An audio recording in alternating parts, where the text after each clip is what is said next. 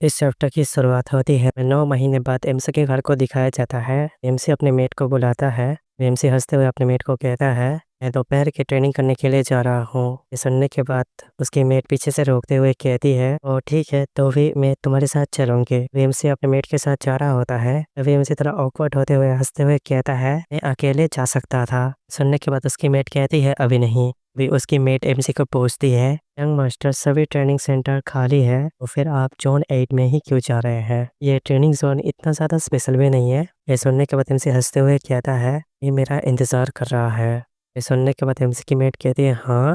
पीछे से एक शोर का साउंड आता है, नहीं। दोनों ही पीछे घूम के देखने लगते हैं। ये एमसी की मेट कहती है, ऐसा लगता है 7 नंबर के जोन में कोई ट्रेनिंग कर रहा है। एक लड़की ट्रेनिंग करते हुए हाफ रही होती है। जैसे उसका ट्रेनर कहता है, अगर तुम अपने शॉट को इतनी टाइट से पकड़ोगी, हमारे हाथ में चोट लग सकती है। वो लड़की कहती है, ठीक है, अनदर वर्टिकल स्लैश। हमें इस लड़की के बारे में बताया जाता है, टिल मार्शल क्लैन के 8वें बच्चे भी हुआ, अभी 9 महीने की बड़ी हो चुकी है। तो एमसी देखते हुए कहता है, तो ये 8वीं है। सुनने के बाद उसकी मेट परेशान होते हुए कहती है, यंग मास्टर आपको बड़ी बहन कह के बुलाना चाहिए, अगर किसी ने ये सुन लिया आपको परेशानी हो सकती है। तभी एमसी उसकी तरफ देखते हुए कहता है, ये सिर्फ उसके 5 महीने के आसपास है, फिर मैं उसको अपनी बड़ी बहन क्यों बुलाऊं? विली हुआ हाफ फ्री होती है। वह उसका ट्रेनर उसे बताता है, अपने शॉट को ऐसे पकड़ो तुम्हारा खुद का बॉडी पार्ट हो। फिर इंस्ट्रक्टर कहता है, फिर से करो। ये सुनने के बाद ली हुआ को बहुत ज्यादा गुस्सा आने लगता है। फिर उसका ट्रेनर कहता है, अपने तलवार को ध्यान से चलाओ जिससे तुम्हें चोट ना लगे, दोबारा करो।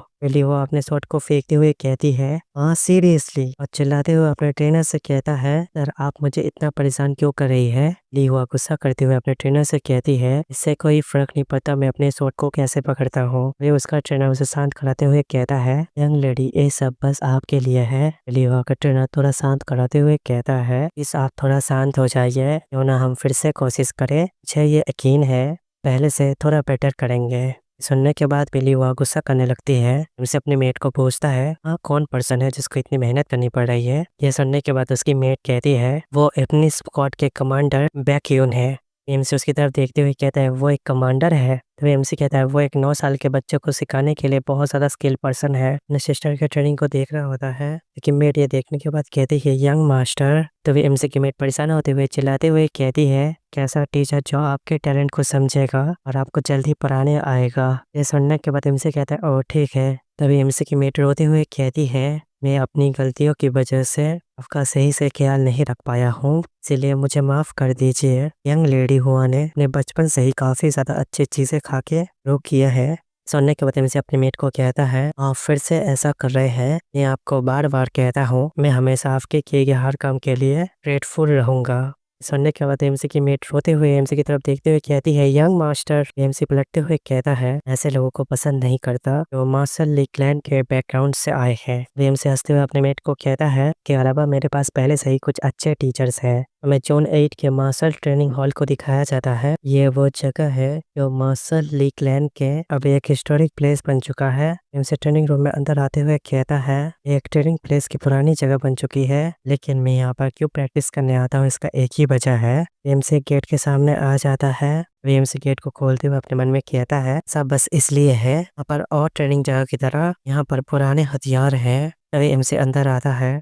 टूटे हुए शॉट की तरफ देखते हुए कहता है, मैंने इसे ढूंढ लिया है। वह शॉट को पकड़ते हुए कहता है, क्या आज मुझे इसी के साथ प्रैक्टिस करना चाहिए? एमसी अपने मन में कहता है, 9 साल के रिकॉग्निशन के बाद मेरे साथ कुछ चौंकाने वाले बदलाव हुए हैं। तभी एमसी सांस छोड़ते हुए अपने मन में कहता है, और इसमें सबसे ज्यादा अजीब बात यह है, अपने अंदर से ब्लैक एनर्जी को अपने स्वॉर्ड के अंदर डालता है। वे एमसी अपने आंखें खोलता है और सामने की तरफ देखते हुए कहता है, मेरे पास हथियारों के अंदर छुपी हुई मेमोरीज को पढ़ने की एबिलिटी है। उस पुराने स्वॉर्ड की मेमोरी को देख के प्रैक्टिस कर रहा होता है। वे उस स्वॉर्ड के मेमोरी के अंदर टीचर सभी को बताता है, बेसिक टेक्निक्स को इम्प्रूव करो, एडवांस लेवल की टेक्निक्स के लिए सब कुछ बिल्कुल ही सेम होता है, ऊपर से नीचे तक। तभी एमसी अपने मन में कहता है, वो ये इस शॉट की यादें हैं। इसे प्रैक्टिस करते हुए अपने मन में कहता है, जितना ज्यादा पुराना हथियार होगा वो इतना ज्यादा ही इम्प्रेसिव होगा। इसे उस टेक्निक को देखते हुए सेम परफॉर्म कर रहा होता है। वो एमसी अपने मन में कहता है, इतना अच्छे हथियार के साथ एक पर्सन का रिलेशन होगा,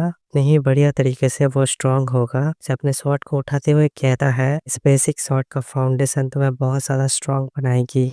वे हमसे अपने मन में कहता है, इतना क्लियरली मैं पास्ट की यादों को देख सकता हूँ। ज़मीन पे अटैक करते हुए कहता है 7 star shot technique first form crimson wind. मेरे पाँव पे हर जगह धूल उड़ने लगती है। विलियम से खुश होते हुए कहता है फाइनली मैंने 7 स्टार शॉट टेक्निक को कंप्लीट कर लिया है। विलियम से अपने मन में कहता है पिछले 2 महीने में रेपुटेड मार्शल हॉल में बहुत सारे हथियारों को यादों को पड़ा है। वे एमसी को पीछे से कोई बुलाता है। एमसी जब पीछे घूम के देखता है वो अंदर एमसी की तरफ देखते हुए कहता है बहुत बढ़िया, काफी टाइम पहले ने कंप्लीट 7 स्टार शॉट टेक्निक को देखा है। और उस पर्सन की तरफ देखते हुए कहता है अंकल आप यहाँ पर। मैं इसके अंकल के बारे में बताया जाता है 4th रैंक के मार्शल आर्टिस्ट मार्शल ली क्लैन के जनरल ली ताहो। हालांकि मेरे अंकल डायरेक्ट ब्लड लाइन से नहीं है, उनकी एबिलिटीज को फैमिली के द्वारा एक्सेप्ट किया गया था और मेरे अंकल अभी जनरल है। मेरे पिछले लाइफ में और अब भी उन कुछ फैमिली के पर्सन में से एक है उन्होंने वास्तव में मेरा ख्याल रखा था। एम से अपने अंकल को ग्रीट करता है। सिख अंकल हंसते हुए एमसी के सर पे हाथ फेरते हुए कहता है इतना ज्यादा फॉरवर्ड होने की कोई जरूरत नहीं है। एमसी का अंकल एमसी की तरफ देख के हंसते हुए कहता है मुझे गर्व है तुम हर दिन ट्रेनिंग हॉल में आ रहे हो। मैं हर टाइम तुम्हें देखता हूँ जब मैं काम पे जाता हूँ और आता हूँ। तुम्हारे लिए बहुत ज्यादा मुश्किल होगा अपने भाई बहन के द्वारा डिस्क्रिमिनेशन सहने के लिए, लेकिन मुझे ये पता है तुम इससे निकल सकते हो। एमसी थोड़ा निराश होते हुए कहता है ठीक है अंकल, मैं मार्शल ली क्लैन का ब्लड लाइन का एक पार्ट हूँ। मैं तलवार से अपने आप को प्रूफ करूंगा। मुझे ये पता चला है ये हमारे फैमिली का ट्रू मीनिंग है। हमारे फैमिली के नाम के पीछे इसका मीनिंग छुपा हुआ है। तभी एमसी हंसते हुए चमकती आंखों के साथ अपने अंकल से कहता है मैं जरूर अपने आप को प्रूफ करके दिखाऊंगा। सुनने के बाद एमसी का अंकल शौक हो जाता है। एमसी का अंकल अपने मन में कहता है असल में ये बच्चा नाजायज क्यों पैदा हुआ, और थोड़ा शांत होते हुए एमसी को कहता है। तभी एमसी का अंकल थोड़ा खांसते हुए कहता है अगर इसके बारे में ध्यान से सोचा जाए ऑलमोस्ट उस एज तक पहुंच चुके हो, तुम्हारा नेम सेरेमनी होगा।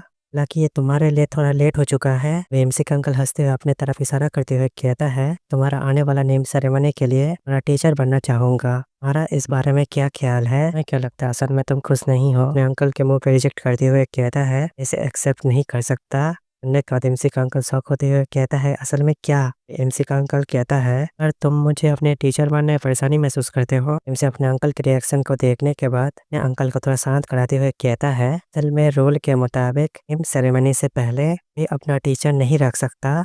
उसे बस इस बात की चिंता है आपको किसी डिफिकल्ट सिचुएशन में नहीं डालना चाहता। ये सुनने के बाद एमसी का अंकल सीरियस होते हुए कहता है एल्डर ब्रदर और सिस्टर्स तो सारे रूल्स और रेगुलेशन को खुलेआम तोड़ रहे हैं। लोग अच्छे टीचर से ट्रेनिंग भी ले रहे हैं, अच्छे न्यूट्रिशन भी खा रहे हैं। तभी एमसी हंसते अपने कंधे से हाथ को हटाते हुए कहता है इस बात को पूरी तरह से विश्वास करता हूँ रूल्स को नहीं तोड़ा जाना चाहिए, भले ही सभी लोग रूल को बिना फॉलो कर रहे हो। जैसा कि मैंने पहले कहा था मैं ताकत से खुद को साबित करना चाहता हूँ। एमसी का अंकल अपने मन में कहता है ये बच्चा सचमुच 9 महीने के आसपास है। इसकी आंखें और इसकी बातें बिल्कुल एल्डर ब्रदर के जैसा है। एमसी के अंकल को एमसी की आंखों में कॉन्फिडेंस दिखाई दे रहा होता है। एमसी का अंकल कहता है अगर तुम्हारा कभी माइंड चेंज हुआ तो मुझे बताना। एमसी के बालों को खराब करते हुए कहता है तुम बिल्कुल अपने फादर के जैसे हो। बहुत ही बुरी बात है तुम्हारा अंकल तुम्हारी मदद नहीं कर सकता। इस बात से परेशानी होती है, मैं कुछ नहीं कर सकता।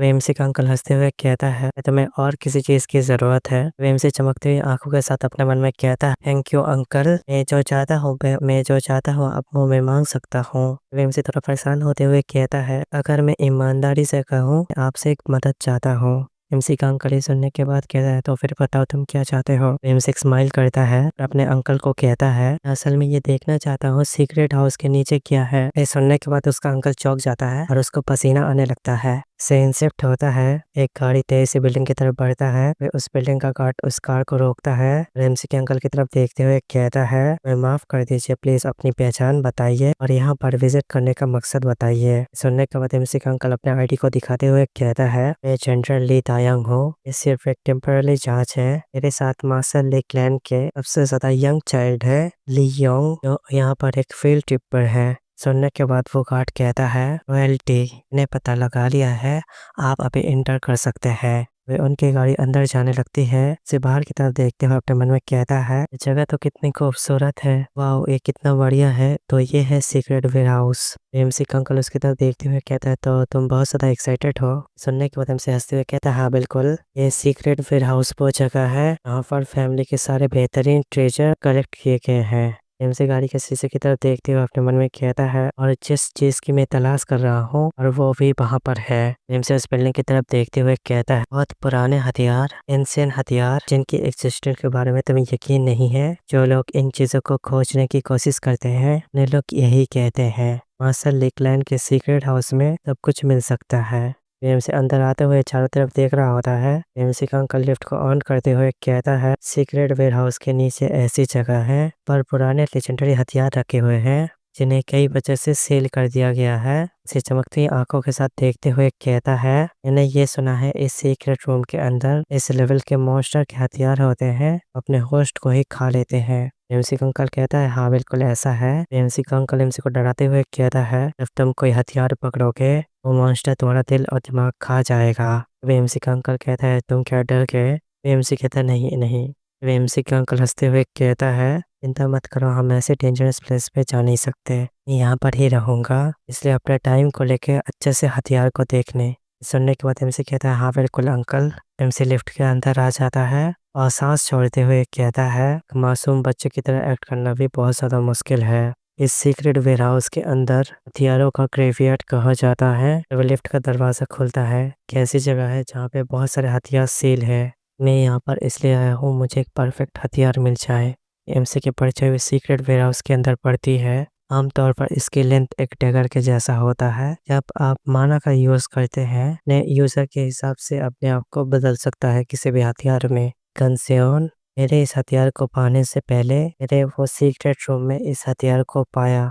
जब एमसी सोचते हुए अपने मन में कहता है, तो इसकी वजह से वो फैमिली का हेड बन गया, लेकिन क्वालिफिकेशन फर्स्ट ब्रदर के पास थे। से हाई चांसेस कैंडिडेट के जगह उससे ज़्यादा बुजुर्ग, फिर उसने मुझे ढूंढ लिया, जो छिपा हुआ था फिर उसने मुझे मार डाला। एमसी अपने मन में कहता है, अभी बस मुझे इतना ही पता है, और सीरियस होते हुए अपने मन में कहता है, ऐसा दोबारा ना हो इसलिए मेरे पास एक प्लान है। इसमें बहुत सारा टाइम लगेगा पर मुझे हर एक शॉट की जांच करनी चाहिए। एमसी अपने हाथों से ब्लैक एनर्जी रिलीज करता है और हंसते हुए कहता है, मैं इस बार खुशियों से पहले मैं इस चीज़ को हासिल करूँगा। एमसी अपने ब्लैक एनर्जी को उस टैगर के ऊपर डालता है। एमसी निराश होते हुए कहता है, मैं पिछले 1 घंटे से खंजर जैसे दिखने वाले चीज़ की जांच कर रहा हूँ, लेकिन अभी भी मुझे वो बाउंडलेस ट्रेजर नहीं मिला है। इसे इधर उधर देखते हुए कहता है, नहीं ही वो यहाँ पर नहीं होगा, वो डेफिनेटली वो यहाँ पर आसपास है, मैंने अभी तक इन सभी चीज़ों को चेक नहीं किया है। तभी एमसी वहाँ से जाते हुए कहता है, वहाँ के डिस्प्ले स्टैंड की जांच की जाए। एमसी की नज़र टेबल के ऊपर जंग लगी हुई डैगर के ऊपर पड़ती है और डैगर सीधा एमसी के पैरों के पास गिरती है। एमसी ये देखने के बाद हैरान हो जाता है।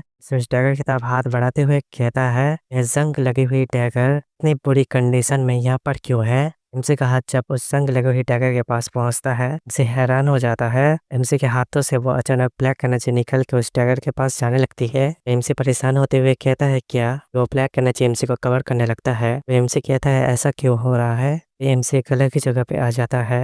एमसी परेशान होते हुए कहता है, यहाँ पर। एमसी बुलाते हुए कहता है, कोई यहाँ पर है? और खड़े होते हुए इधर उधर देखते हुए अपने मन में कहता है, क्या ये जंग लगी हुई खंजर की यादें हैं? रह गए सारी हथियारों की यादों से अलग है। ये इतना ज़्यादा रियल फील हो रहा है, से रियलिटी में मैं यहाँ पर हूँ। एमसी कुछ महसूस करके बहुत ज़्यादा परेशान हो जाता है। एमसी तेजी से पीछे घूम के देखता है, उसकी नज़र सामने की तरफ पड़ती है। उस मॉन्स्टर की आंखों की तरफ देखते हुए कहता है, ऐसा खतरनाक प्रेजेंस, इससे नेचर भी घबरा जाए। ऐसा डेंजरस मॉन्स्टर वे करीब से बाहर निकला और पूरे इंसानियत को खत्म कर दिया। वो एक अपोकलिप्स रैंक का मॉन्स्टर है। एमसी उस मॉन्स्टर के सामने बहुत ज़्यादा छोटा लग रहा होता है। एमसी के पैर कांपने लगता है। एमसी अपने मन में कहता है, मैं आज मरने वाला हूँ। एमसी सामने की तरफ देख के डरते हुए अपने मन में कहता है, मैं इसके साथ फाइट बैक भी नहीं कर सकता, इसकी कोई चांस ही नहीं है, मुझे यहाँ से भागना पड़ेगा। एमसी उस मॉन्स्टर की वजह से नीचे बैठ जाता है। एमसी के पीछे से एक बंदा आ रहा होता है, उसकी शॉर्ट पे ब्लड लगा हुआ रहता है। वो एकदम एमसी के पीछे आ जाता है, एमसी को क्रॉस करके आगे बढ़ जाता है। एमसी उस बंदे की तरफ देखते हुए अपने मन में कहता है कि कर वो मेरे पीछे कब आ गया। वो बंदा एक जंप लगाता है और उस मॉन्स्टर के सर के ऊपर आ जाता है। एक ऐसा शॉर्ट स्ट्राइक तो हर एक चीज को बीच से काट सकता है। बंदा अपने पूरी ताकत से एक स्पेशल अटैक का यूज़ करता है, उसका नाम है स्प्लिट डेमन स्लैश, और उस मॉन्स्टर को बीच से काट देता है। इस वजह से वहाँ पर एक बहुत बड़ा ब्लास्ट होता है। ब्लास्ट की वजह से सभी चीज़ें इधर-उधर गिर रही होती है। वीएमसी कहता है ऐसा नहीं हो सकता, और एक ही शॉट स्ट्राइक से कैसे ख़त्म कर सकता है। उस पर्सन की तरफ हैरानी से देखते हुए अपने मन में कहता है, हाँ ये पर्सन तो पुराने टाइम का है। वीएमसी उस पर्सन की तरफ ही देख रहा होता है। अभी वो बंदा पलटते हुए कहता है, तुम कौन हो? सुनने के बाद एमसी कांपते हुए अपने मन में कहता है, क्या वो मुझे देख सकता है? एमसी कुछ कहने की कोशिश करता है। वो बंदा अपने शॉट को दूसरे हाथ से पकड़ते हुए कहता है, तुम यहाँ पर क्यों आए हो? बंदा अपने शॉट को टाइट पकड़ते हुए एमसी के ऊपर हमला करते हुए कहता है, ये एक मर्सी है, तुम्हें बिना दर्द के यहाँ से भेज दूंगा। तभी उस बंदे की शॉट एमसी के बहुत सारा पास आ जाता है। एमसी बहुत सारा डर जाता है। वे एमसी अपने मन में कहता है नहीं, चीखते हुए होश में आ जाता है। इसे के हाथों से वो जंग लगी हुई डैगर भी छूट जाती है। इसे हैरानी से अपने हाथों की तरफ देखते हुए अपने मन में कहता है, या अभी जो सीन था, हमसे अपने मन में कहने लगता है, ऐसा लगा था जो दबाव जो मेरे पूरे बॉडी के ऊपर पड़ा था, वे भी वो महसूस हो रहा है। ऐसा लगा था वो असल जिंदगी हो। वेम से उस जंग लगी हुई डैगर की तरफ देख के चौंक जाता है। उस डैगर में कुछ रिएक्शन होने लगता है। वो डैगर एकदम नया बन जाता है। उसे उस डैगर को उठाते हुए अपने मन में कहता है ऐसा नहीं हो सकता। उस डैगर की तरफ देखते हुए परेशान होते हुए अपने मन में कहता है, इसमें कोई हैरानी की बात नहीं है। अपने हाथों के ऊपर एक कट लगाता है। उस डैगर के ऊपर अपने खून को डालते हुए अपने मन में कहता है, अगर ये मुझे मास्टर मान लेती है 10,000 सोल्जर्स के जैसा होगा। वे उस डैगर से बहुत ज्यादा ऑरा निकल रहा होता है। उस डैगर के चारों ओर फैल जाता है। वो डैगर सारे ऑरा को एब्जॉर्ब कर लेता है। वो डैगर एक परफेक्ट से ग्लो करता है। इनसे उस डैगर से एक स्विंग लगाता है और वो डैगर एक शॉट में बदल जाता है। इनसे एक तेजी से बढ़ते हुए एक स्लैश अटैक करता है। इनसे हंसते हुए कहता है, ऐसा लगता है फाइनली मैंने बाउंडलेस ट्रेजर को ढूंढ लिया है। वो शॉट बदल के एक भाला बन जाता है। वैसे शिफ्ट होता है। रिंग काउंट्स के बाहर चिल्लाने की आवाजें आती है। वेम से एक डमी के ऊपर अपने शॉट से हिट करता है और हाफते हुए कहता है, ये मेरा और एक फ्यूचर है। से अपने हाथों की अंगूठी तब देखते हुए परेशान होते हुए कहता है कि बाउंडलेस हासिल हुए 1 हफ्ता हो चुका है। हमें उस डैगर को दिखाया जाता है, बाउंडलेस को बदल दिया। इस दिन मुझे सीक्रेट वेयरहाउस से मिला था। मैंने इसे एक अंगूठी में बदल दिया, इससे लोग इसे नोटिस न कर पाए। वे हमसे परेशान होते हुए अपने मन में कहता है, वो क्या था? आदमी ने जो मूवमेंट का यूज किया था, द स्प्लिट डेमन। तो उस टाइम को याद करते हुए कॉन्फिडेंस होते हुए कहता है, तो मुझे सिर्फ इसकी टेक्निक दिखाई और इस टेक्निक का नाम बताया। शायद वो इसलिए उसे सीखने के लिए अभी तैयार नहीं हो। टेक्निक की पावर्स जो भी हो, तो आदमी का मूवमेंट बहुत ही ज़्यादा क्लियर था, उसे पूरी तरह से कॉपी नहीं कर पाऊंगा। तभी एमसी मुस्कुराते हुए अपने शॉट को पकड़ता है और एक स्विंग करते हुए अपने मन में कहता है, इतनी जल्दबाजी नहीं करूंगा। मेरे पिछले लाइफ में ऐसा पर्सन था जिसे फैमिली से निकाल दिया गया था। फैमिली के बेसिक टेक्निक्स को भी नहीं ले सका। ये केवल एक ही सही, लेकिन ये पहली बार है मैं इतना ज़्यादा एडवांस टेक्निक को महसूस कर रहा हूँ। वेम से सांस छोड़ते हुए कहता है, ये कर सकता, मुझे साफ साफ सब कुछ याद है। ये अपने शॉट को टाइट पकड़ते हुए कहता है, कैसे वो आदमी मूवमेंट किया था मुझे वो साफ साफ याद है। वेम से हैरानी से कहता है, रुको, वो आदमी? अपने शॉट की तरफ देखते हुए अपने मन में कहता है, उस आदमी की तरह इतना बड़ा नहीं हूँ, मैं सिर्फ एक 9 साल का बच्चा हूँ। मैं किसी एडल्ट इंसान की मूवमेंट को कॉपी करने की कोशिश करो तो ये बिल्कुल भी वैसा नहीं होगा। से सांस छोड़ते हुए अपने मन में कहता है, इस टेक्निक को धीरे धीरे अडॉप्ट करना होगा। वे हमसे अपने आंख बंद करते हुए उसे अपने पूरी बॉडी में एनर्जी को केंद्र करते हुए कहता है, अपने तलवार को वैसे ही पकड़ो जैसे मेरे बॉडी के लिए सही महसूस हो। वो टूट जाता है और जमीन भी सेटल हो जाती है। से अपने शॉट की तरफ देखते हुए हंसते हुए कहता है, चलो ठीक है, मुझे ये पता है, ये मुझे पूरी तरह से समझ आ चुका है। हमसे अपने मुट्ठी बंद करते हुए स्माइल करते हुए कहता है,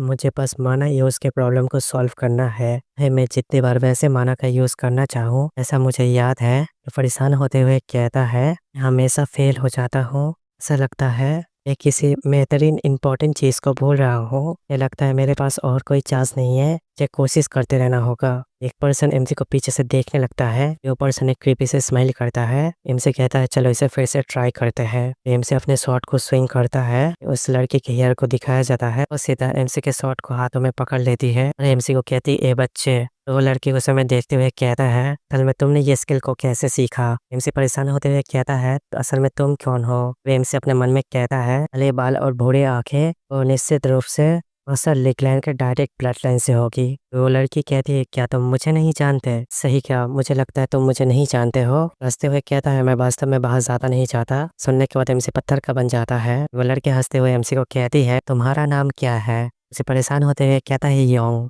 सुनने के बाद एमसी का हाथ पकड़ के जोर-जोर से हिलाते हुए कहता है, तुम्हारा कितना अच्छा नाम है, मेरा नाम ली क्योंग है, तुमसे मिलते खुशी हुई। एमसी कंफ्यूज होते हुए अपने मन में कहता है, मेरी सबसे छोटी आंटी है ली क्योंग का। एमसी अपने अंकल की बातों को याद करता है, वो दूसरे से थोड़ी अलग है, इसलिए वो तुम्हारे ग्रैंडफादर को पसंद नहीं था। इसे याद करने के बाद परेशान होते हुए अपने मन में कहता है, मुझे याद है अंकल ने मुझे रिकार्नेशन के पहले मुझे बताया था, इसी के टेक्निक को यूज करने की वजह से इसकी आंखें बंद हो जाती हैं, इसे नीचे गिर जाता है। उसकी आंटी एमसी की तरफ देखते हुए कहती है, वो देखने से ऐसा लग रहा है तुम काफी कमजोर लग रहे हो। एमसी मुंह फुलाते हुए अपने मन में कहता है, वो उसे क्यों नहीं मान लेती, वे वजह ही इतनी ज्यादा ताकतवर है। उसकी आंटी एमसी के पास आते हुए कहती है, बच्चे बताओ तुमने ये स्किल कैसे सीखा। एमसी परेशान होते हुए कहता है, मैं आपको क्यों बताऊं। एमसी की आंटी कहती है, तो जो तुमने अभी इस्तेमाल किया एक एंशिएंट मार्शल आर्ट टेक्निक थे, मुझे पुराने मार्शल आर्ट टेक्निक बहुत ज्यादा पसंद है, इसलिए मैं बहुत ज्यादा एक्साइटेड हूँ। उसकी आंटी अपने पास से कुछ निकालते हुए कहता है, मास्टर बहुत पहले एग्जिस्ट करते थे, और अपने पास से किताब को निकाल के देते हुए कहता है, जो भी हो ये तुम्हारा गिफ्ट है। एमसी कहता है, अच्छा ये मेरा गिफ्ट है। उसकी आंटी कहती है, हाँ हाँ जल्दी से खोलो इसे। उस बुक को खोलते हुए कहता है, ये क्या है। बुक के एक पेज को पढ़ते हुए अपने मन में कहता है, लिखावट की वजह से इसको तो पढ़ना थोड़ा सा मुश्किल है, और ये एक माना ट्रांसफर टेक्निक है। यही नहीं, इसके अंदर मार्शल आर्ट के बारे में भी जानकारी है। इसे उस बुक की तरफ ध्यान से देखते हुए अपने मन में कहता है, काफी हाई लेवल का है, इसलिए इसे समझना मुश्किल है। शायद मेरे आंटी के बारे में फैली हुई रूमर्स सच नहीं है। एक लाइन को पढ़ते हुए अपने मन में कहता है, ये क्या है। तो उसकी आंटी खुश होते हुए बताती है, अच्छा ये पार्ट, अच्छा ये एंशिएंट माना टेक्निक से माना रूट को फॉलो करके यूज की जाती है। वे आंटी समझाती है, पहले माना रूट्स का यूज किया जाता था, माना टेक्निक्स बहुत ज्यादा मॉडिफाई हो चुकी है, वे माना हार्ट में स्टोर की जाती है। जो भी हो, पुराने माना टेक्निक्स को कचरे की तरफ फेंक देना बिल्कुल ही अच्छा है। सुनने के बाद एमसी अपने मन में कहता है, ऐसा कुछ सोच ही नहीं सकता। एमसी की आंटी स्माइल करते हुए कहती है, ऐसा हो सकता है पुराने माना टेक्निक्स के माना टेक्निक्स से बहुत ही ज्यादा बेहतर हो। उस बुक के एक लाइन को दिखाते हुए बताता है, ये मेन वजह है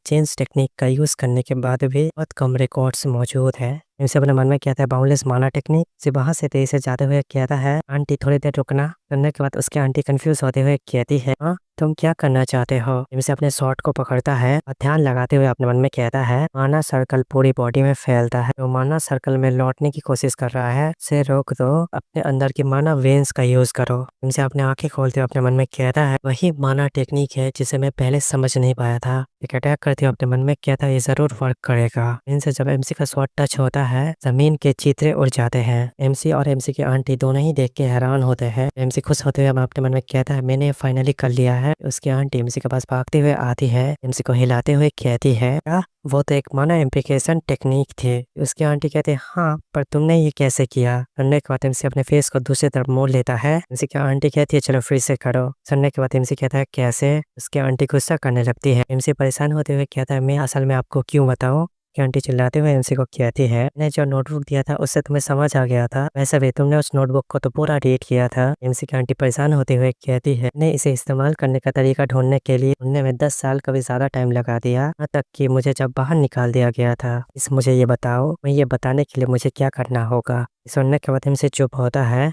3 चीजों को लेके प्रॉमिस चाहिए। मेरा पहला प्रॉमिस, मेरे इजाजत के बिना मेरे बारे में किसी और को मत बताना, वन तो मेरे एल्डर ब्रदर और फादर को भी नहीं। सुनने के बाद उसकी बेवकूफ़ आंटी कंफ्यूज होती है, कहती क्या। उसे शांत होते हुए कहता है, असल में मुझे पसंद नहीं है लोग मेरे बारे में बातें करें। उसकी आंटी कहती है, ठीक है मैं ऐसा ही हूँ। अपने आंटी की तरफ देखते हुए अपने मन में कहता है, वो उदास लग रही है। दूसरा प्रॉमिस ये है, तुम मुझे और झूठ मत बोलो, मैं एक दूसरे के ऊपर भरोसा करना होगा, अभी मैं तुम्हें सच बताऊंगा। सुनने के बाद उसकी आंटी तरह कन्फ्यूज होती हुई कहती है, जोश में आती हुई कहती है, चलो ठीक है, और लास्ट कंडीशन क्या है। एमसी अपने आंटी को बताता है, लास्ट कंडीशन, ये चैप्टर खत्म हो जाता है।